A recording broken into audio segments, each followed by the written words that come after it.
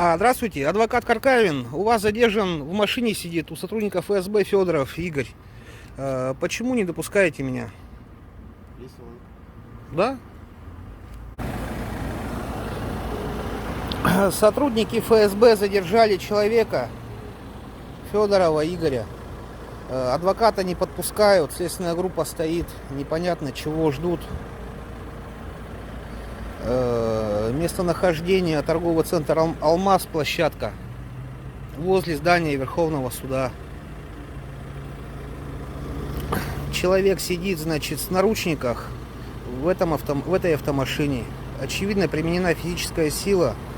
Адвоката не допускают. Человека не отдают, стучимся в машину, грубят.